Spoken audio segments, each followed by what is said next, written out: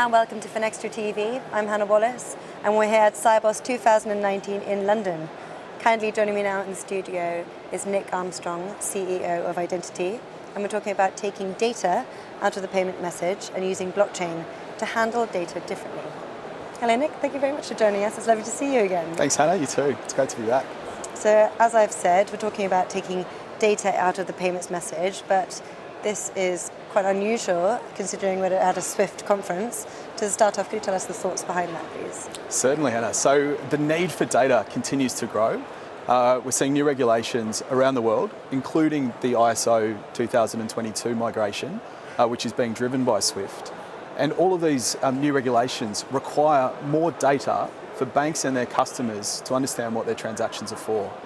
The problem is that a lot of the underlying messages don't carry enough information. And so really what Identitii is talking about is creating a parallel system for managing data in a secure and trusted way, which we think is really needed now. This is a new paradigm that we're entering into now. All right, and how do you go about doing this? How do you separate data from the payments message? Well, one way of doing that would be to create a central cloud Dropbox where all of the information that's associated with a transaction can be stored. The challenge with doing that is that it doesn't allow for permissioning of data at an attribute level. So what I mean by that is invoices, purchase orders, remittance information, all need to carry separate permissions with them. And so what Identitii does is uses blockchain to create an information layer that sits over the top of the existing payment infrastructure like the Swift network. And we create a little unique identifier called a token that just goes into any type of payment message and allows that rich information layer to be linked to the underlying transaction. We know that the Rails do a really, really good job of moving settlement instructions around, but a poor job of carrying information, and that's why we look to create this information overlay that sits on top. And what's the significance of it in this area? Certainly. Well, tokenization is a simple concept, really.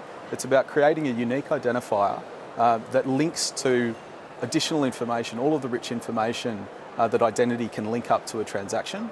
The actual token itself is just a string of letters and numbers, so it doesn't mean anything to anyone unless you're actually running our application.